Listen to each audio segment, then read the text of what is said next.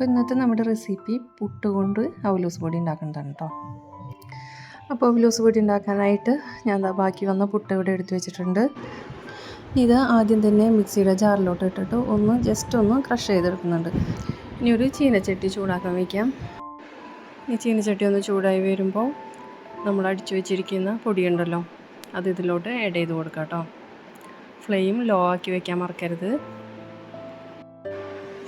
അതിന് ശേഷം ഒരു 2-3 മിനിറ്റ് ഇതുപോലെ ഒന്ന് നന്നായി ഇളക്കി കൂട്ടാം. ഇനി അടുത്തതായി നമ്മൾ ഇതിലോട്ട് ആഡ് ചെയ്യുന്നത് നല്ല ജീരകമാണ് കേട്ടോ. 1 ടേബിൾ സ്പൂണിൻ്റെ അടുത്ത് നല്ല ജീരകം എടുത്തിട്ടുണ്ട്. ഒന്ന് കഴുകി വെള്ളം ഒന്ന് ഊറ്റി കളഞ്ഞിട്ടാണ് ഇതിലോട്ട് ഇട്ട് കൊടുത്തിരിക്കുന്നത് കേട്ടോ. എന്നിട്ട് ഇതുപോലെ തന്നെ നന്നായി ഒന്ന് മിക്സ് ചെയ്തെടുക്കുക.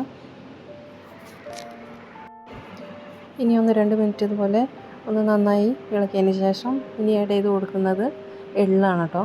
1 ടേബിൾ സ്പൂൺ തന്നെ എള്ള് കൊടുക്കുന്നുണ്ട്.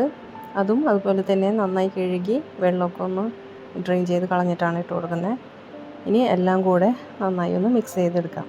ലോ ഫ്ലെയിമിൽ വെച്ചിട്ട് വേണം ഇതൊക്കെ ചെയ്യാനായിട്ട്. ഇതിപ്പോൾ ഏകദേശം ഒക്കെ ആയി തുടങ്ങിയിട്ടുണ്ട്. ഒരു ബ്രൗൺ ഷെയ്ഡ് ആയി വരണം കേട്ടോ. അതായത് ഒരു ഗോൾഡൻ ബ്രൗൺ ഷെയ്ഡായി വരണം. ഇതപ്പോൾ ഇവിടെ റെഡി ആയിട്ടുണ്ട്. നല്ല ഗോൾഡൻ ബ്രൗൺ ഷെയ്ഡ് കളറായി വന്നിട്ടുണ്ട്. ഇനി നമുക്ക് ഫ്ലെയിം ഓഫ് ചെയ്യാം കേട്ടോ. എന്നിട്ടൊരു പാത്രത്തിലോട്ട് മാറ്റാം. അപ്പോൾ നമ്മുടെ ബാക്കി വന്ന പുട്ട് കൊണ്ടുള്ള അവലൂസ് പൊടി ഇവിടെ റെഡി ആയിട്ടുണ്ട്. എല്ലാവരും ഒന്ന് ട്രൈ ചെയ്ത് നോക്കാം കേട്ടോ. നല്ല ടേസ്റ്റാണ്. കറക്റ്റ് അവലൂസ് പൊടിയുടെ അതേ ടേസ്റ്റ് തന്നെയാണ്. അപ്പോൾ എല്ലാവരും ഒന്ന് ട്രൈ ചെയ്യുക. എന്നിട്ട് ഫീഡ്ബാക്സൊക്കെ ഒന്ന് കമൻറ്റ് ബോക്സിൽ അറിയിക്കുക. ഇഷ്ടപ്പെട്ടാലൊന്ന് ലൈക്ക് ചെയ്യുക, ഷെയർ ചെയ്യുക. ചാനൽ ഇതുവരേക്കും സബ്സ്ക്രൈബ് ചെയ്യാത്തവരാണെങ്കിൽ ഒന്ന് സബ്സ്ക്രൈബ് ചെയ്യുക കൂടി ചെയ്യണേ. അപ്പോൾ അടുത്തൊരു വീഡിയോ ആയിട്ട് കാണുന്നവരേക്കും താങ്ക് യു.